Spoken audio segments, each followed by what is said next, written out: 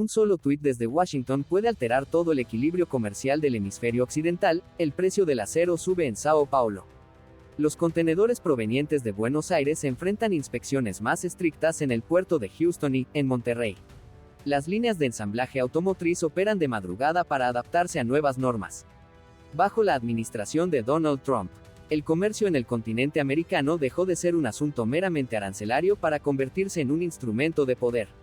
El uso de la sección 232, las amenazas de imponer gravámenes a México y las sanciones a Venezuela y Cuba se transformaron en palancas de presión destinadas a redefinir quién accedía y quién quedaba excluido del mercado estadounidense. En 2018, cuando el lema Make America Great Again se consolidó como eje central de su programa, Trump convirtió el comercio en el frente inicial de su estrategia America First. El déficit comercial y la dependencia de las importaciones fueron presentados como amenazas directas a la seguridad nacional. En consecuencia, la Casa Blanca activó la sección 232 de la Ley de Expansión Comercial, que permite imponer tarifas cuando las importaciones comprometen la industria doméstica. Así nacieron los aranceles del 25% al acero y del 10% al aluminio, transformando estos metales en armas políticas dentro de la guerra comercial global. América Latina, segundo proveedor de acero y aluminio a Estados Unidos, fue la primera en sufrir el impacto. Brasil, principal exportador regional, pasó de una exención inicial a aceptar un régimen de cupos absolutos que limitaba estrictamente los volúmenes anuales.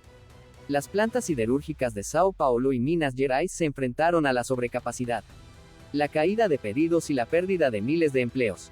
En Argentina, el fin de las exenciones fiscales redujo drásticamente los ingresos por exportación y disparó los precios internos del aluminio, agravando la inflación y la pérdida de competitividad industrial.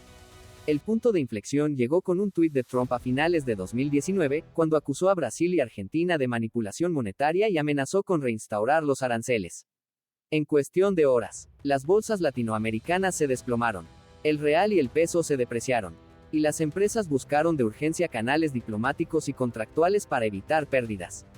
Aunque las medidas no se aplicaron plenamente, el mensaje fue inequívoco. Para Trump, el comercio era una herramienta de coerción política. Las respuestas regionales reflejaron una reconfiguración estratégica. Brasil amplió vínculos con Asia, en particular con China. Argentina impulsó acuerdos con la Unión Europea y México comprendió que ninguna exención era permanente. Los inversores interpretaron el episodio como el inicio de una era de incertidumbre estructural, donde las decisiones unilaterales de Washington sustituían al consenso multilateral como norma. La sección 232 no solo simbolizó proteccionismo, sino una afirmación de hegemonía, la capacidad de Estados Unidos para reescribir las reglas del comercio mundial. En América Latina, dependiente de las exportaciones hacia el norte, esta dinámica se tradujo en vulnerabilidad sistémica. Un decreto presidencial podía modificar cadenas de suministro completas, precipitar cierres de plantas o desplazar capitales. La tensión comercial trascendió las tarifas y se convirtió en un indicador de poder relativo entre una superpotencia y sus economías periféricas. En última instancia, la política arancelaria de Trump reveló una verdad esencial del orden global contemporáneo: el riesgo político se ha convertido en un factor determinante para la estabilidad económica. En la era de la interdependencia, no son los mercados, sino los despachos de Washington los que deciden el destino de millones de trabajadores en Sao Paulo, Buenos Aires o Monterrey. Y para México, epicentro del comercio y de la migración, el desafío apenas comenzaba. En mayo de 2019, el presidente Donald Trump lanzó una amenaza sin precedentes: imponer un arancel del 5% a todos los productos importados desde México, con la posibilidad de elevarlo gradualmente hasta el 25% si el gobierno mexicano no detenía el flujo migratorio hacia el norte. Fue una maniobra inédita, utilizar los aranceles no como instrumento económico, sino como arma de presión política. El impacto fue inmediato, los mercados internacionales se estremecieron. En Monterrey, Tijuana y Puebla, núcleos industriales de la manufactura automotriz y electrónica, las empresas activaron planes de emergencia. Algunas frenaron sus proyectos de expansión, otras aceleraron exportaciones hacia Estados Unidos antes de la fecha límite. Por fortuna, una semana más tarde se alcanzó un acuerdo: México se comprometió a reforzar el control en su frontera sur, y Trump suspendió temporalmente los aranceles. Sin embargo, la crisis dejó una huella profunda. Demostró que la relación comercial entre ambos países había dejado de basarse en la economía pura para convertirse en un campo de negociación política extrema. Un solo tuit o una declaración desde la Casa Blanca bastaban para sacudir los mercados financieros y generar incertidumbre entre millones de trabajadores a ambos lados de la frontera. Paralelamente, Estados Unidos, México y Canadá entraban en la recta final de la renegociación del NAFTA, el Tratado de Libre Comercio vigente durante más de 25 años. El resultado fue el TMC-USMCA, por sus siglas en inglés, que entró en vigor el 1 de julio de 2020. A simple vista, parecía una actualización técnica del antiguo acuerdo, pero en realidad reflejaba la impronta política de la administración Trump. Entre los cambios más relevantes, el tratado elevó el requisito de contenido regional en el sector automotriz del 62.5% al 75%, y estableció que al menos el 40% del valor de un vehículo debía producirse en zonas con salarios superiores a $16 por hora. Esta cláusula obligaba a México a mejorar sus condiciones laborales si quería mantener su competitividad dentro del bloque. Las nuevas normas obligaron a las empresas mexicanas a reestructurar sus cadenas productivas. Fábricas en Baja California y Nuevo León tuvieron que aumentar salarios, invertir en automatización y buscar alianzas con socios estadounidenses y canadienses para cumplir los requisitos de origen. Para Washington, fue una victoria política, proteger empleos domésticos y, al mismo tiempo, demostrar su capacidad de imponer condiciones a sus vecinos. Para México, en cambio, el acuerdo fue un arma de doble filo, conservó el acceso preferencial al mercado estadounidense, pero perdió parte de su ventaja basada en costos bajos. Aún así, el TMC también abrió oportunidades. Las tensiones comerciales entre Estados Unidos y China impulsaron la tendencia del nearshoring. Grandes corporaciones comenzaron a trasladar sus plantas de producción a México para aprovechar los beneficios regionales. La inversión extranjera directa creció con fuerza a partir de 2021, especialmente en los sectores de componentes electrónicos, vehículos eléctricos y bienes de consumo. En resumen, tras la tormenta de amenazas arancelarias y negociaciones políticas, México aprendió una lección crucial. En la era Trump, la supervivencia económica dependía de una nueva habilidad estratégica: aprender a convivir con el riesgo. A los ojos de Donald Trump, México no fue solo un socio comercial, sino una pieza clave en su narrativa política, la demostración de un presidente fuerte, defensor de las fronteras y capaz de imponer sus reglas a los vecinos. Pero para el resto de América Latina, la experiencia mexicana se convirtió en una advertencia. En la era Trump, el comercio dejó de ser un intercambio económico y pasó a ser una moneda de negociación. Solo quienes supieron adaptarse lograron sobrevivir. Si los aranceles fueron el martillo, las sanciones financieras fueron el filo con el que Trump reafirmó el poder de Estados Unidos en la región. Entre 2017 y 2020, su administración transformó la economía en un instrumento de política exterior, con dos objetivos principales: Venezuela y Cuba, los símbolos más visibles del antiamericanismo en el hemisferio. Venezuela, el petróleo bajo asedio. En el caso venezolano, las sanciones golpearon directamente al corazón económico del país, la industria petrolera. Desde 2017, la Orden Ejecutiva EO 13808 prohibió a toda entidad financiera estadounidense operar con el gobierno o con PDVSA, la petrolera estatal. En 2018 y 2019, las órdenes EO 13850 y EO 13884 ampliaron las restricciones, congelando activos, vetando la compraventa de crudo y castigando incluso a empresas extranjeras que mantuvieran vínculos comerciales con Caracas. Las consecuencias fueron devastadoras. La producción petrolera se desplomó de más de 2 millones de barriles diarios a menos de 700,000.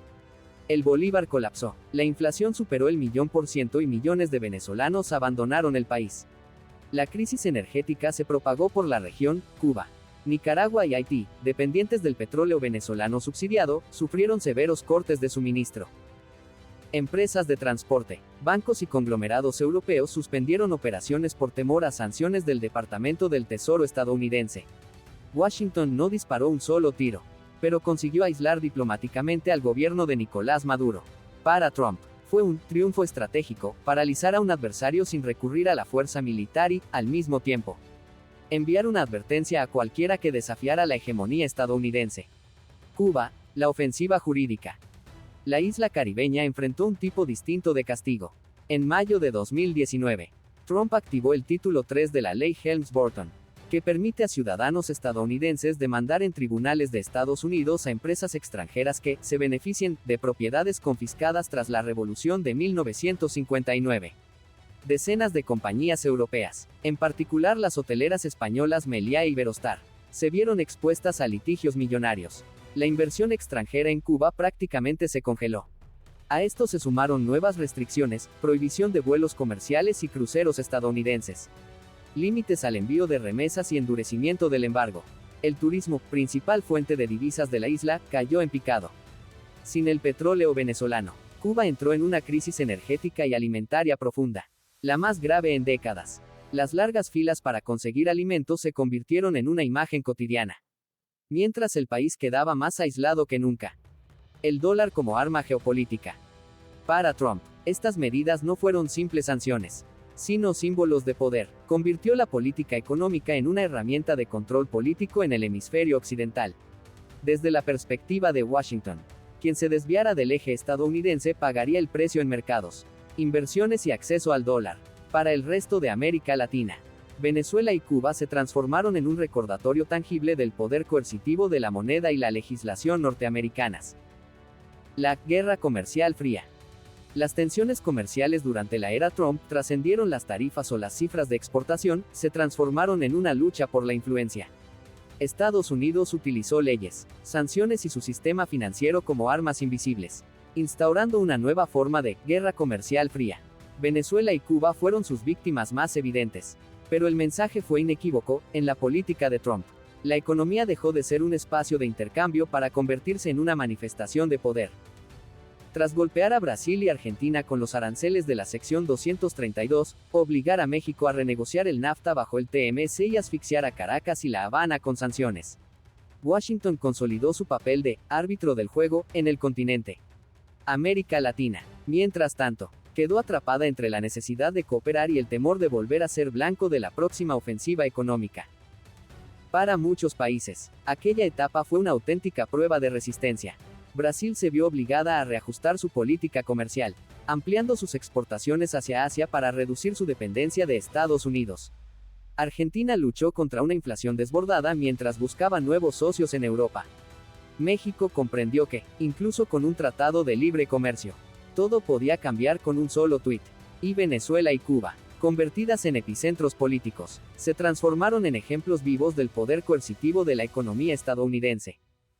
Más allá del proteccionismo, el trasfondo de estas tensiones fue la ambición política. La administración Trump creía que el comercio podía ser una herramienta para obligar a los vecinos a alinearse con la agenda de Washington. Con aranceles, amenazas de ruptura de tratados y bloqueos financieros, Trump hizo entender a toda la región que la seguridad económica dependía de la lealtad política hacia Estados Unidos.